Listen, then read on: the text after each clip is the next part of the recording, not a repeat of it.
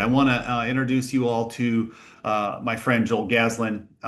Here at Practice Habits, we have these weekly sessions where we're really trying to empower folks like you who are doing the implementation of new technology, of new standards in practice behavior. And as a recovering CEO of a large practice, I found, boy, there wasn't a lot of places I could go to just learn. And so we're compiling these. We're talking with industry experts, practice experts, doctor experts, varying in topics from new technologies and how to implement it to how do I start my own practice. And I feel like the conversations have gone really well, and it's building up a nice compendium of information that you can find on YouTube and our website, and it's going to be good for future learning down the road. Now, today we're going to be talking about the power of pre-appointment education as it pertains to the offering of our friends over at Navigate. Navigate comes up a lot in our conversations with practices. When I say our, I mean my marketing company, Men Join Make, but also our consulting arm, Margin. And because a lot of patients come in not understanding their options. And one of the most important things we can do in healthcare today is remove some of the anxiety that patients have with healthcare in general, with good education about the decision they're going to need to make. But we're not going to start there because I've known Joel a long time. He's president and CEO of Navigate Patient Solutions and has been there for a couple of years. But for, boy, a long time before that, for a decade or a decade and a half, you were at the helm of SightPath, I mobile was. technology for the refractive world, bringing laser technology and marketing services to small practices all over the country. And we got to work together there. But I think even more close to my heart, for the years prior to that, you worked with a lens and technology distribution company, Precision Lens, and that's where we became fast friends. I consider you like a brother. I don't remember Amen. a day where I worked with Vance and I didn't work with you. And I just Amen. am grateful for what you've taught me over the years, and I'm good for all the money I probably still owe you. But it's I good for don't think it. so. It's it's been a two-way street, my friend. Yeah. But we're eager to hear about your journey, and one of the things in particular, Joel, that I just want that I think people can learn from you is over time you've got real feelings about how we implement things, how we price offerings in the practice, how we market our services, because you've served a cross section of practices across the United Yeah. States, Yeah. and so you're a wealth of knowledge. And today we're going to be talking about Navigate, but I'm going to be asking you about, what history tells you as well, having a market, a retail offering in so many different environments. So, That's great. do you care to defend yourself with any of my introductions, Joel? Well, you laid it on pretty thick, Matt, and I'm grateful for it. I'm grateful for I've been in ophthalmology. It'll be 35 years coming up in April, and Holy and cows, how old are you? I just turned 60. Oh, wow. so, so I went from being the young guy in most of the meetings to now being the old guy, and that's been a bit of a humbling experience, but it's really quite fun. And as I was thinking about what we might talk about on here, and the fact that I'm at doing what I'm doing at Navigate now, it just feels like, well, it's certainly the sort of the last part of my career. It feels like I'm just sort of right where I'm supposed to be able to sort of pull on so many different things I've had the opportunity to experience in the industry for so many years. And thinking about this, one of the things was in my role as vice president, general manager of Precision Lens, I had the opportunity to participate in the launch of the Crystal Lens. So if you think about it, that was really Hi, the Willie. technology, the technology that Thanks for created coming over. this category. And I remember very clearly how we had to come out. At first, there was no patient shared billing, and patient shared billing came about a year after approval. And I remember sitting, and there were a lot of people there. Vance was there, Dick Lindstrom, all these people in a room, and we were talking. We thought, gosh, by the year 2011 to 2015, this technology should be at 40 to 50% of the market because the technology will continue to evolve and get better, and it certainly has.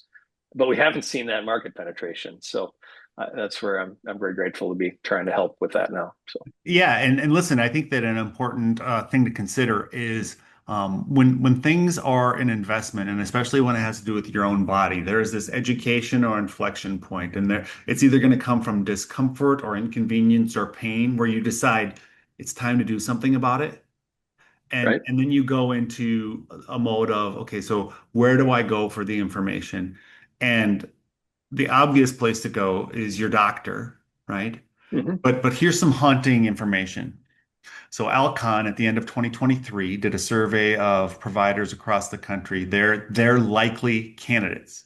And it was statistically significant across the US. And amongst cataract age people, only 51% of the folks who were of cataract consultation age or had a cataract knew that advanced technology lenses were even a part of the cataract surgery conversation. Half. Yeah. And Yeah. it took us 20 years to get there. Yeah. Meanwhile, in Europe, a similar study, not done by Alcon, but done by their version of the NIH, showed that just over 70% of patients, I'm sorry, just over 70% of patients didn't know, right? Hmm. 29% did know, 71% didn't know. So the So we're better than Europe, we you're have saying. such a long Yeah. way to go. Yeah. Yeah. Yeah. So let's talk first, Joel. I want to talk about the barriers that you see. Why did Navigate get started, and what is it? What Yeah. problem is it trying to solve?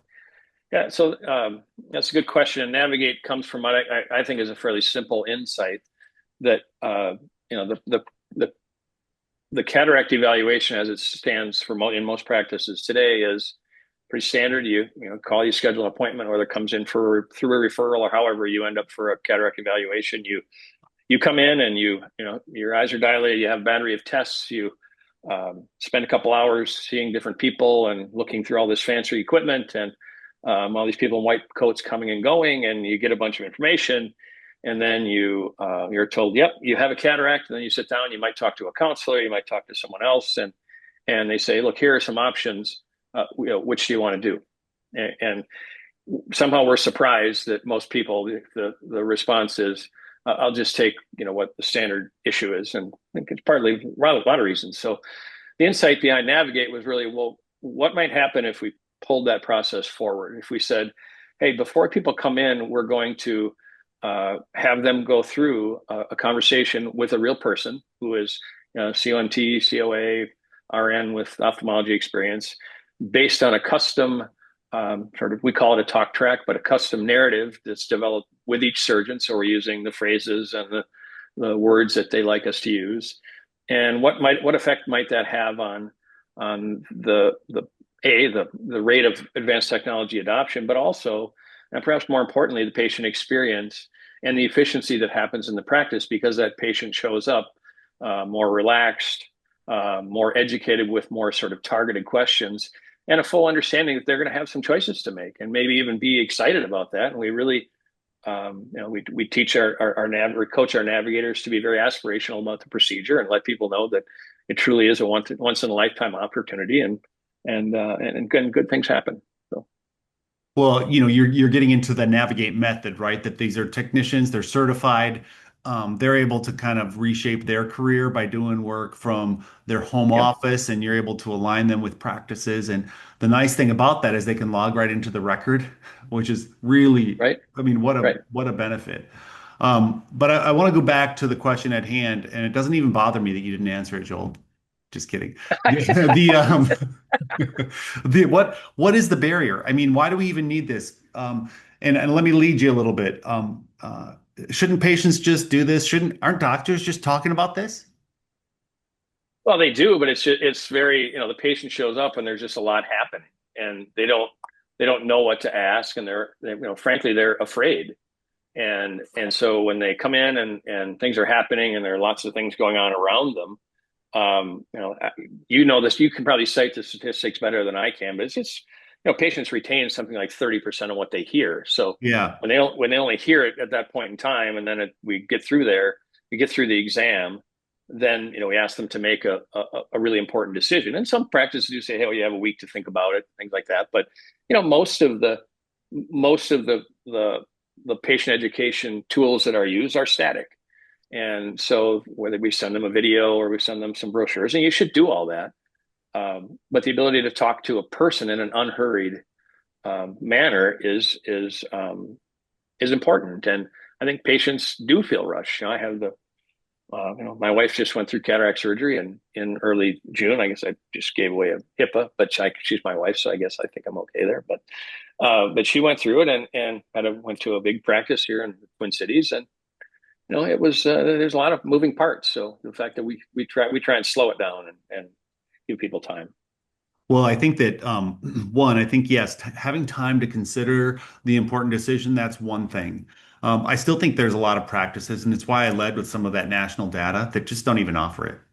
And I remember it's been a long time, so I'll be careful how I say it, but I remember there was a provider who is in our market who has since retired who said, I feel like with some of these advanced technologies, I pay the patient not to have to bring it up. Just because it represents so much work, Yeah, they don't want to talk about all that stuff. I yeah, mean, that is I mean, that very soon, that lack of informed consent, that's going to be litigated or something yeah, because it's readily available. People are going to learn about it one way or another, whether it's before or after their surgery. And so if you're a practice and you're not communicating it, it's time to start communicating it. Every patient who is eligible needs to know that there's reasonable options in the advanced technology category. That's a yeah, starting point. And then the next thing is that where you come in is that they should have a reasonable amount of time to think it through to understand the benefits and risks. And that's where your method, I think, is so helpful. What I want to ask, Dr. well, and Matt, just to Yeah. just to back up to that too is when the staff in the clinic, they're busy. So we've all been in clinics where a well-meaning person says, uh, something, the doctor is really good at the standard procedure. No reason to do anything different. From what I see here, that's, well, let's just move on. So that happens soon. We've all heard it, and they're well-meaning people, and but that does happen. Yeah, that's right. We tend to try to shove more clowns in the clown car as far as responsibilities are concerned. Yeah, And yeah, by the way, our team is also willing to do it. It's just yeah, that we overcommit and just the urgent things get done. And it might be just right. three of the 10 things that we said were priorities. And so the education does fall to the wayside. Now, I want to talk about a couple of things because Okay. you've educated, I don't know how many thousands of patients. But my guess, 100,000 plus. Yes. Yeah. oh, okay, Yeah. that's impressive. And in that process, you've learned some things, and I would just like you to, as best you can, rattle off some statistics. Like, is it growing people's premium? Is is it making them more efficient in the clinic? What are you finding? Well, I would say it's all those, and it's been interesting for me in studies. So with patient consent, we record all of our calls, and we spend a lot of time analyzing those calls and what's happening.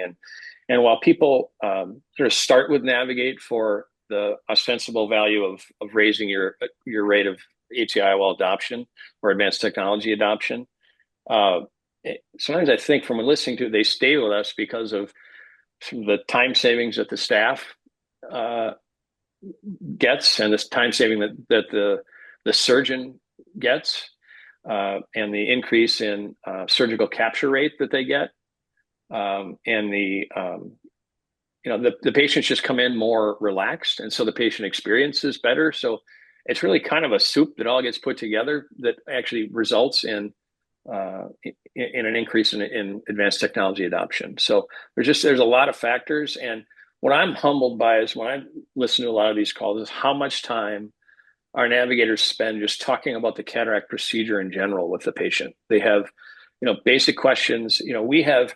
We as, and I say we, but you folks in the practice have, the curse of understanding that, we know it's a fast procedure. It's got a 99.9% success rate, and we know all that, but that person sitting there doesn't know that. And so they're afraid. And so the more time that our navigators spend helping them understand what's going to happen on the day, you'll be able to see, you shouldn't feel any pain, and kind of tell them what to expect. they just they well their consult surgery rate increases because they kind of, oh, okay, I know what to expect. So it's that, and all those things sort of meld together to create a pretty nice experience and result for the practice and growth. Well, I can speak on behalf of the organization that I used to work with because they're friends, but Vance Thompson uses Navigate and has believed his whole career that his adoption probably can't get higher because they do a good job of educating. And yet, because of the amount of time in advance that the patient is educated, and that the navigator can take the time it needs, his total number is increasing, right? It From is, yeah. around 41% to what he says is just over 50%. So that's a 25%, I don't know, whatever. Yeah, 25% increase. The Well, so I'll share with you. I'm grateful this. I did know that number. So since you brought it up, I'll share this story with you now. That when I was thinking about joining Navigate, I've known Vance for a long time, and he's been a guide to me throughout my career too, like many people on here. And I drove down to Sioux Falls and spent a little time talking with him about it. And he wasn't using it at the time, and he asked me the question. He said, "Well, if I started using it, do you think you could take me over 50%? Because I've always wanted to be 50%." And I said, "Well, I don't know the answer to that, but I'd sure like to try." So now I'm grateful to be here yeah. saying, later that we've actually delivered on that. So, Now, the reason I say that is because that's one of the reasons that people come on board.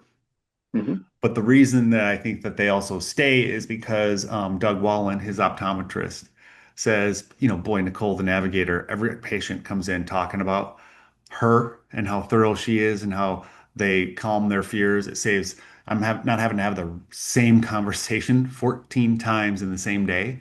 I know that a certain amount of information's already been discussed.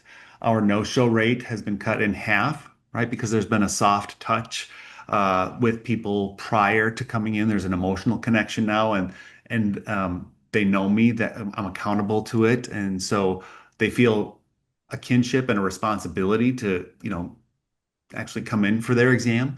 And so Yeah, there's all kinds of other things that have made it, I think, stickier than we all thought when it was just an idea.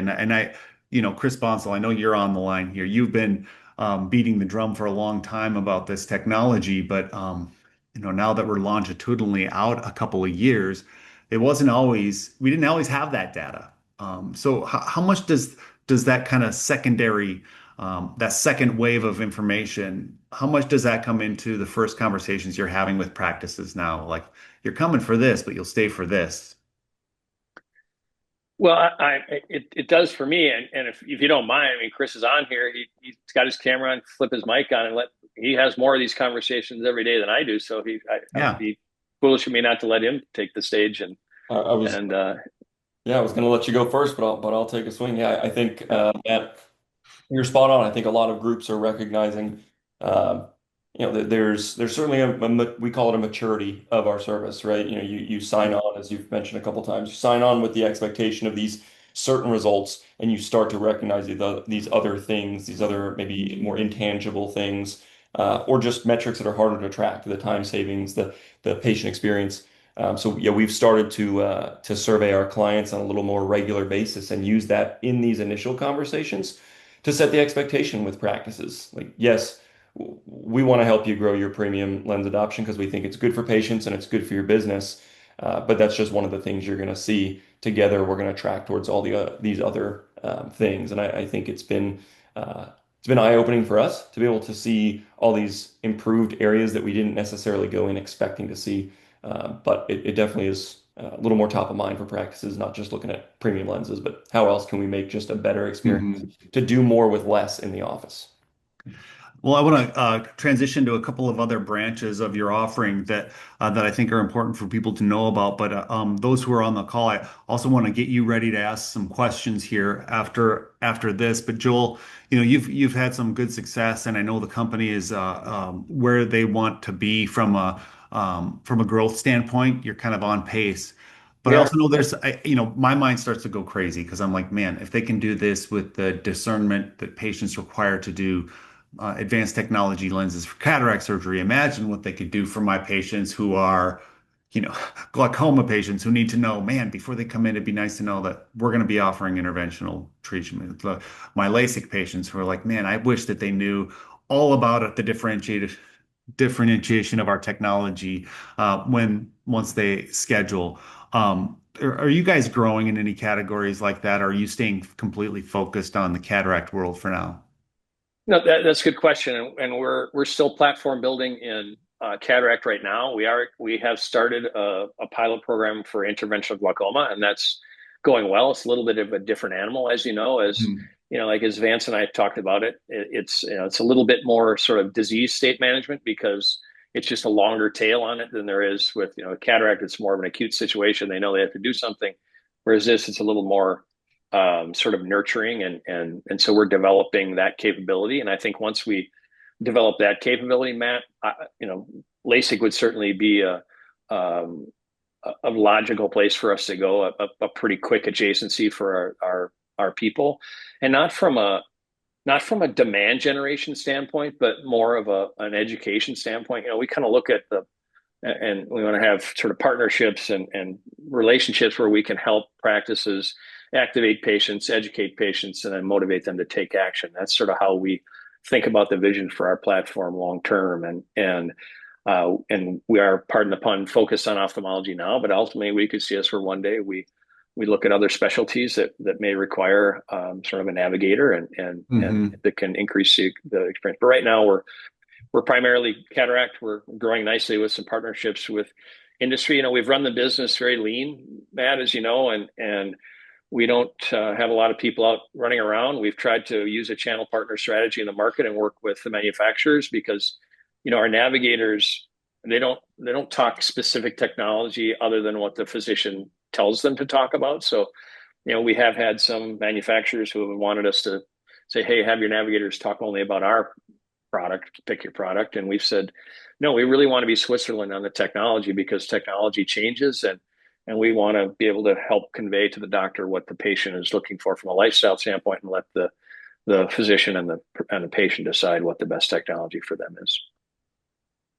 Yeah, I think that's really smart because it allows you to grow into things and it brings a trustworthiness that the important thing that you're doing isn't hawking a lens. The Right. important thing we're doing is presenting an educated patient to the That's practice. right. It's a That's right. much different offering and it's harder, That's right. frankly. That's right. But I think it's really good, and I love that. And I go a long way back on this, but I just love that it's a human first approach. It's Right. hard to do, and I fear that back when I was running a practice, and I mean, how smug I was, maybe still am. But when I was running a practice, I think I would have said something like, that's great, but I'm pretty sure we can do this Yeah. ourselves. That, And what do you say to that? that's the most common objection that we hear. And my response to that is you're absolutely right. You can. But the reality of it is you won't because things just get in the way. And we do a really good job of doing one thing and doing it really well. And we never have a situation where, you've run a practice. So you know that and Chris can even tell stories about people who have come up to us and said just that. And then 6 months later, they're calling Chris and saying, okay, we're ready to get started because they try it. And then what happens is you can't resist the urge of, okay, I've got a person out today. So Susie's not really going to do just cataract pre-consults today. She's going to Right. slide in and do this. And so, well, then all of a sudden, well, then there's someone gone. Well, then someone leaves. So then we have to train a person. And the reality of it is when you work with Navigate, you have a team of people that are assigned and trained on what the surgeon wants to say. So there's never a gap that even if a surgeon goes on vacation for a week or a couple of weeks, we can kind of help build that up so that when they come back, their pump is primed and they're ready to go, and there's never a downtime. We have that covered. Yeah, I think I said that knowing that's something that you hear a lot, but I'm being honest. We grew fast at Vance Thompson Vision, and we were very confident with our Mm-hmm. capabilities, and for good reason. We had a very good team. We have a very good team. Yeah, yeah, But I also know that I was guilty of believing that we could do everything and thus tried to do everything, which meant we had probably a 4 out of 10 actual, implementation rate of new things, which was, you know, we thought really good. But Well, this and one Matt, we would have left. think about if you're running a practice and you have your weekly meeting or your I guess you guys used to do your holy huddle every morning and so if instead of bringing up some new duty that the technician staff now has to deal with, you instead said, hey, we're going to lift a little bit of this thing off your plate, and it doesn't mean you're not responsible for educating patients anymore, but we're just going to try and make it a little easier for you. And when I can see people that I've talked to, they say, "Wow, that's an amazing thing." And one of the, I have the luxury and privileges of, we're hiring technicians all the time now, so I have the luxury and privilege of being the final interview with those people, and it's amazing to talk to them who all come out of practices, and they without fail say, "Gosh, I wish my practice would have used something like this." So it's fun. Yeah, I think that's right, and I think that the more you are successful, I look forward to the other categories that can be impactful, upon, and I appreciate what you all are doing now. Stephanie, Trisha, Michael, others. I hope you have some questions for our guest today, and if you don't, I can keep rolling with them. But what questions do you all have, Bradley? I like easy questions. Anyone have our friend Joel's book here? Anybody else? Oh. Anybody else have his book? No, Chris, you do not count, Chris. You do not count, Chris. I That's would pretty like to funny. highlight two pages I'd encourage you to look at that I think perfectly summarize Joel, who is one of my favorite people I've ever met in ophthalmology. Page 38, he has this amazing paragraph after telling a story. And he says, I then understood something I hadn't before. To be of service is to choose humility. It's about putting others first, even when no one's watching. It's about showing up. And here's just the killer line, not for the credit, but for the contribution. And I think every interaction I've ever had with you, Joel, is summed up in that little phrase there. And I won't break Matt's Zoom call rules here, but he has another absolute banger on page 167. The very first paragraph is so good. So you got to buy the Well, book to see page that's 167. that's very kind of you. Thank you, That's Cade. really nice to say, Cade. Well said. Yeah, yeah. Well said. Any So others?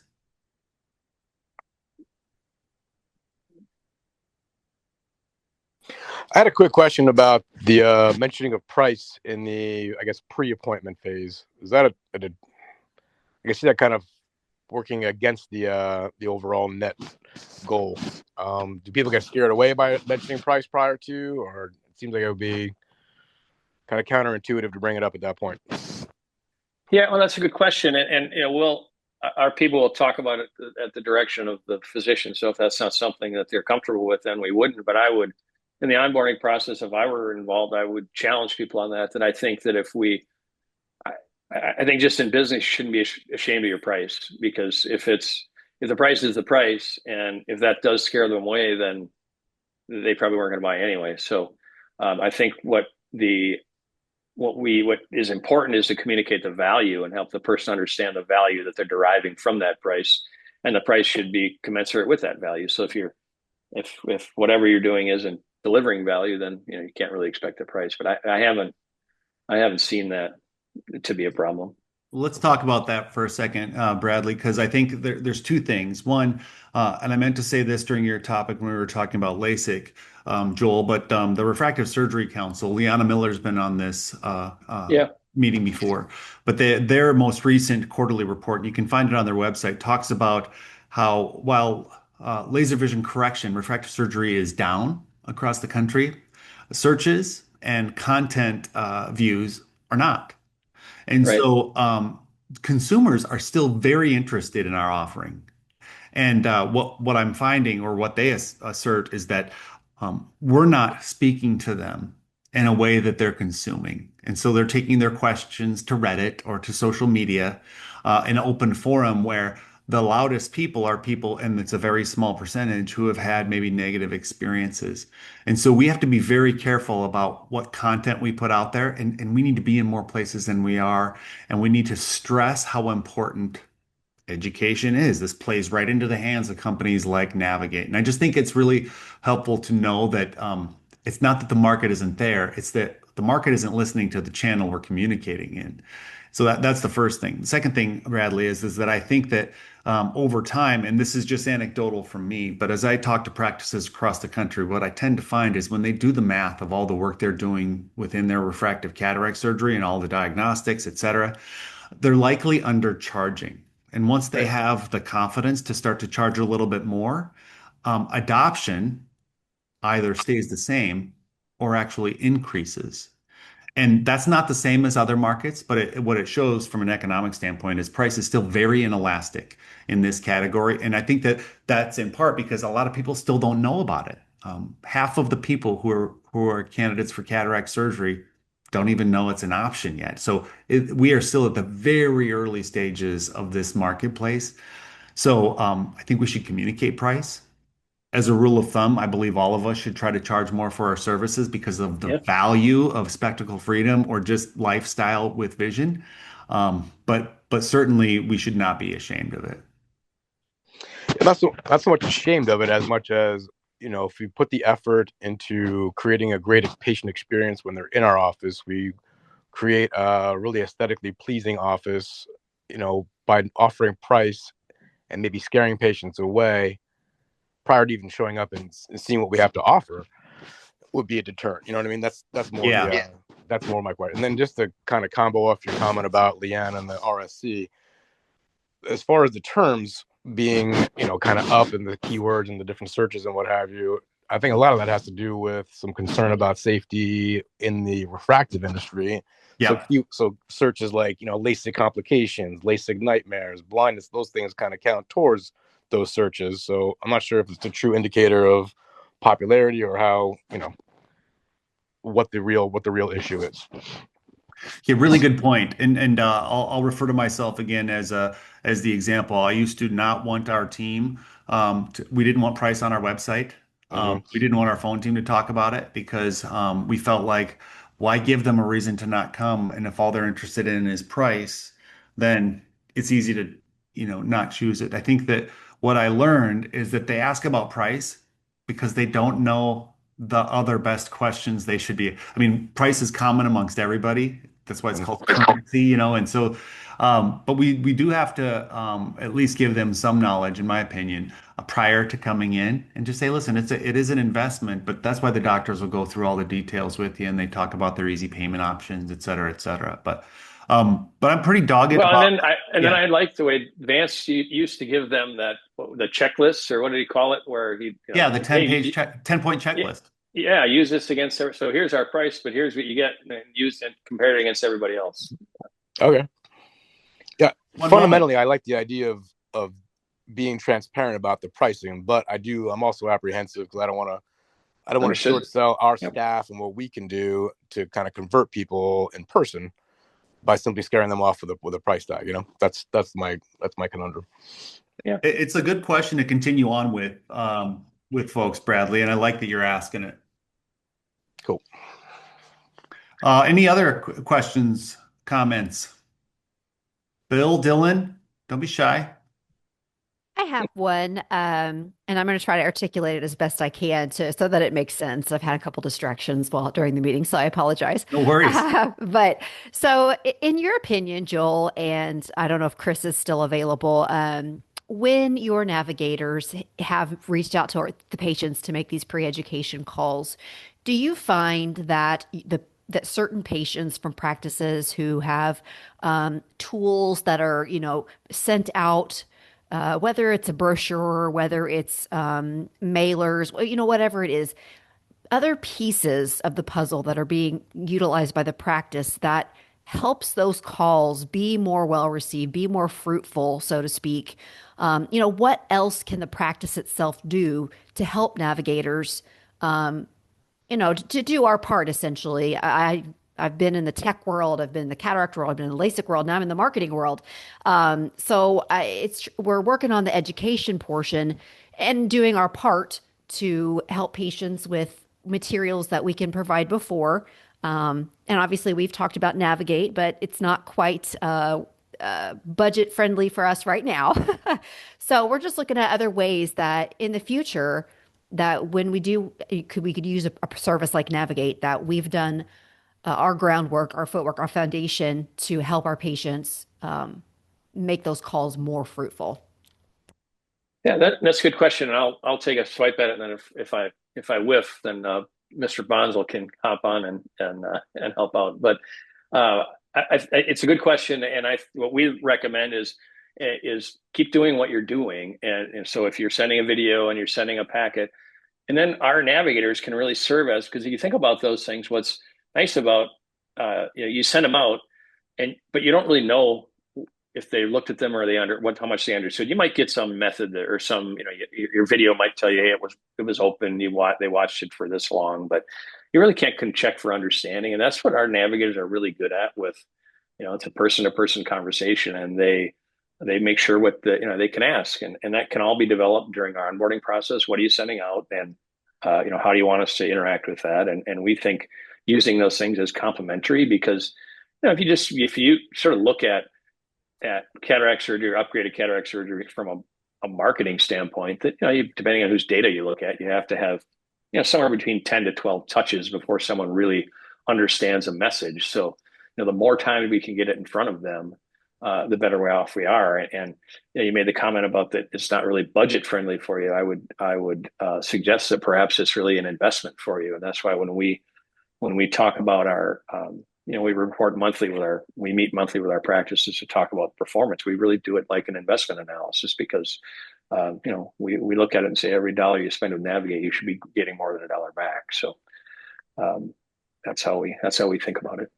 I answered your question. I like that, Joel. I'll mention one other thing as a shameless plug.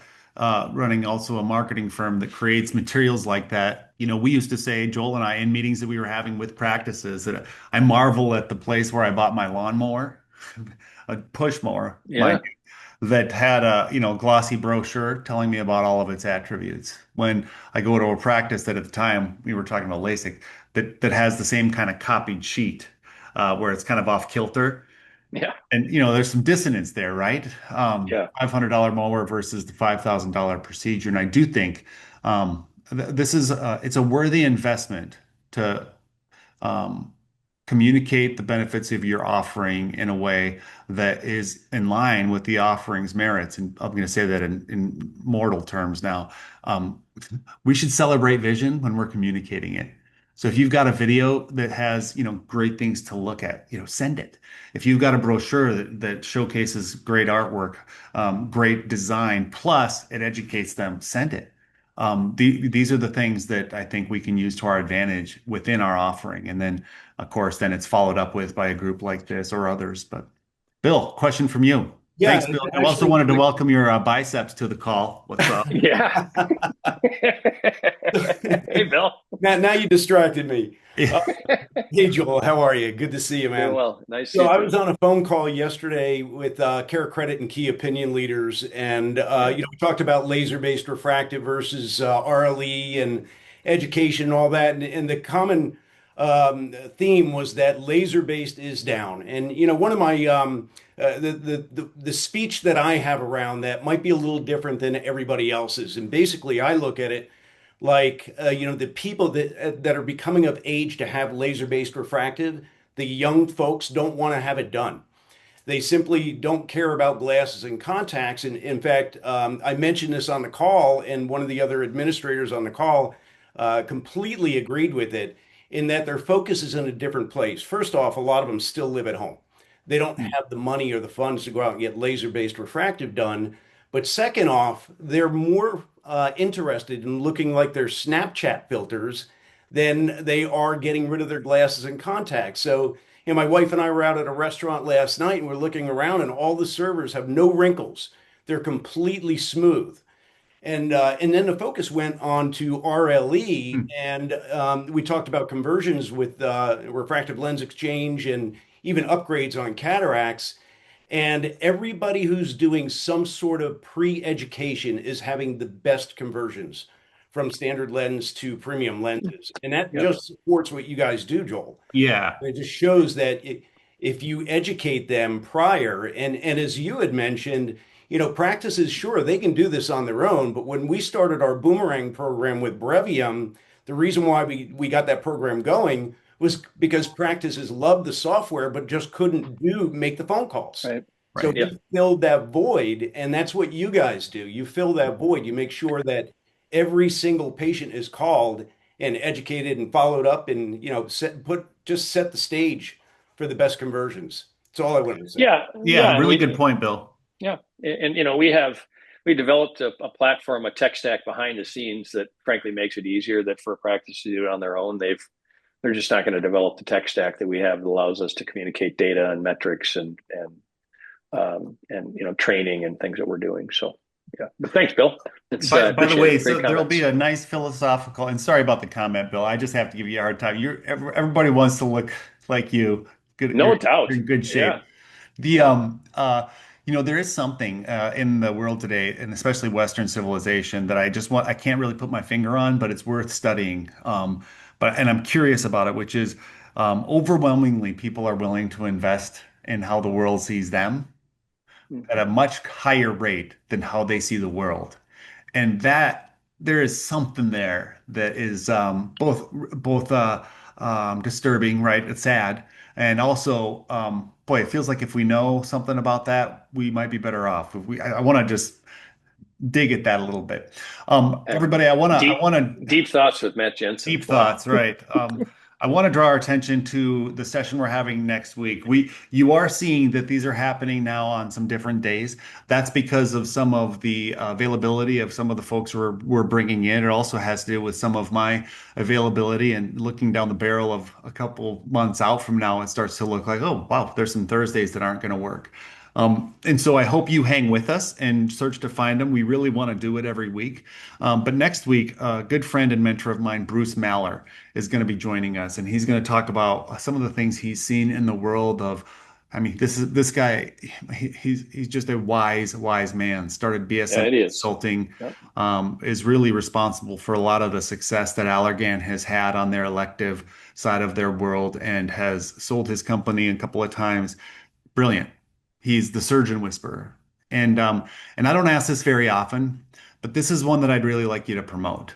I'd love it if you have lists of folks who you think could benefit from hearing about the state of ophthalmology, and and how to look at 2026. I know people will benefit from it next week. So you'll see the promotions start to come out starting tomorrow. But if you could share that and encourage other people to go, it'd be a huge favor to me, and I think to all of your colleagues. We'll Keep do it. coming back. We really appreciate your time, Joel. Thanks to what you and Chris are doing. Yeah, thanks And for we look inviting forward me. to hearing Yeah. more updates as well. Thanks everybody else for your questions and comments.